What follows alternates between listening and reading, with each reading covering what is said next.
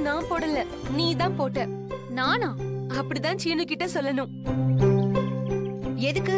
சீனுக்கு தான் கிரியேட்டிவா யாராவது ஏதாவது பண்ண பிடிக்கும்ல. என்னது கேரி விட்டா பிடிக்குமா? அவனை எதுவும் பண்ணி விட்டுறாதீங்க நீங்க. ஐயோ அண்ணி, இந்த படம் வரைகிறது அழகியலா பண்ற விஷயம்லாம் அவனுக்கு பிடிக்கும்ல, அததான் சொன்னேன். ஆமா, இத சாரு தான் போட்டான்னு சொன்னா அவன் சாருவ கண்டிப்பா பாராட்டுவான். கோலம் போட்டுட்டு இருக்க மாமா, நல்லா இருக்கா?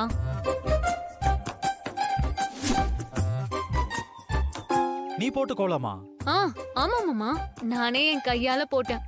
ஏய், என்ன சொல்ற? உனக்கு தான் கண்ணே தெரியாதே, அப்புறம் எப்படி கோலம் போட்ட நீ?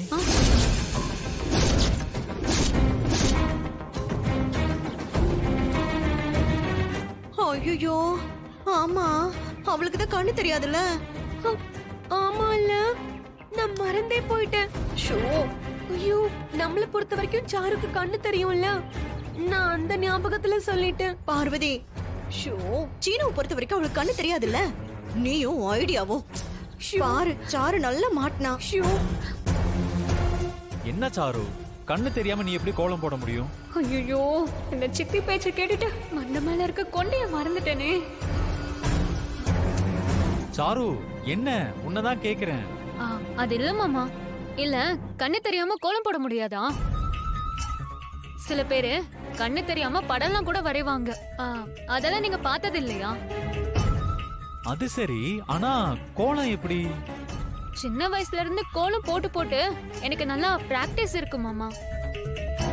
கண்ணை மூடிட்டே கூட கோலம் போட்டு நான் பிராக்டிஸ் பண்ணிருக்கேன்.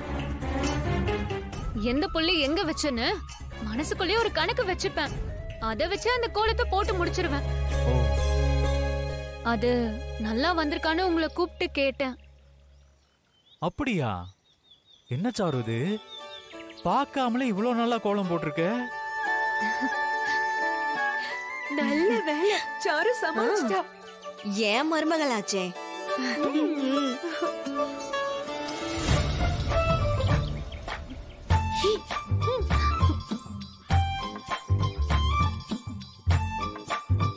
சாரு, ரொம்ப சூப்பரா போட்டிருக்க. பார்த்து கூட இவ்வளவு நல்லா போட முடியாது. உனக்குள்ள இப்படி ஒரு டேலண்ட் இருக்கா? தேங்க்ஸ் மாமா.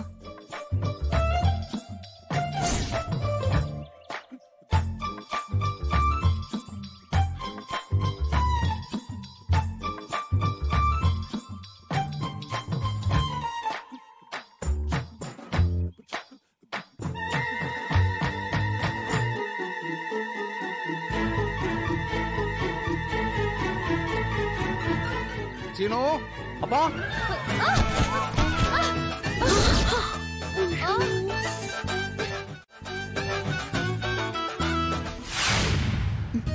இப்பதான் பாட்டி சொன்னாங்க, குடும்பத்துல இருக்கிற எல்லாருமே பொங்கல் வைக்கும் போது அதுல அரிசி போடணும்னு சொன்னாங்க. நீயும் போடணும் தானா? அது எப்படி முடியும்? எல்லாருமே அங்கதானே இருக்காங்க. நான் உன்னை எப்படியாவது கூட்டிட்டு போறேன். மாயா, வீட்டுல பூஜை பண்ணப்ப எப்படியோ சமாளிச்சிட்டோம். ஆனா இது ஓபன் ஏரியா, இங்க கண்டிப்பா தனா வந்தா கண்டுபிடிச்சிருவாங்க. அதுக்கு ஒரு வழி என்கிட்ட இருக்கு. வேற கெட்டப்ல தனா அங்க வரப்போறா. வேற கெட்டப்பா? ஆமா தனா, அங்க பானைக்கு எப்படியும் விறகு தேவைப்படும். நீ அங்க மாறு வேஷத்துல வந்துரு. விறகு குடுக்கற மாதிரி கூட நான் அரிசிய தனியா எடுத்து வைக்கிறேன். நீ யாரும் பார்க்காதப்போ பானையில போட்டுரு.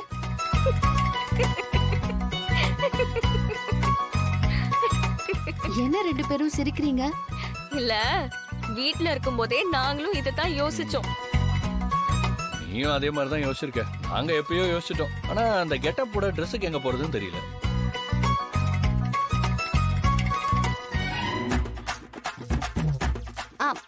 அங்க பாருங்க.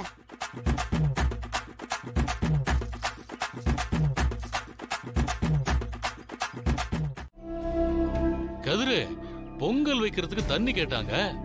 எப்படியும் உங்க 2 பேர்த்தால அங்க வர முடியாது. இந்த வேண்டுதல்ல உங்க கைங்கரியமும் இருக்கணும், அதுல உன் பங்கும் இருக்கணும்ல.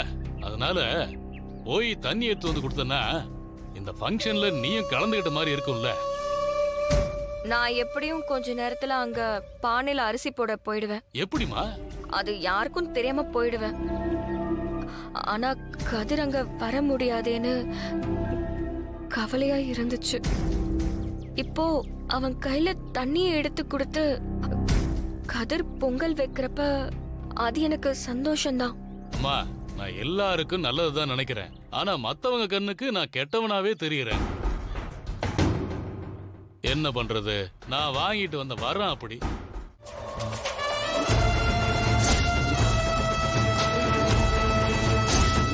டேய், அண்ணா, அங்க பொதக்குழின்னு ஒரு போர்டு இருந்துச்சுல்ல? ஆமா. அந்த போர்டை எடுத்துட்டு குளத்துக்கு செல்லும் வழின்னு போர்டை மாத்தி வை. சரிண்ணே. போ.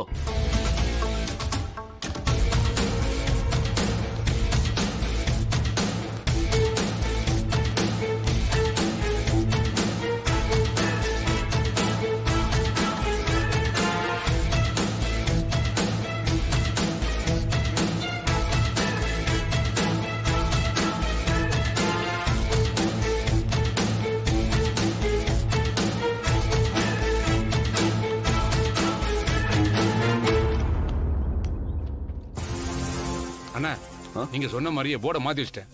சரி, இங்க இருக்க வேணா, அப்படி போய் மறைஞ்சிருக்கலாம். சரிங்கண்ணா. சீக்கிரம் வாங்க போலாம். போங்கடா.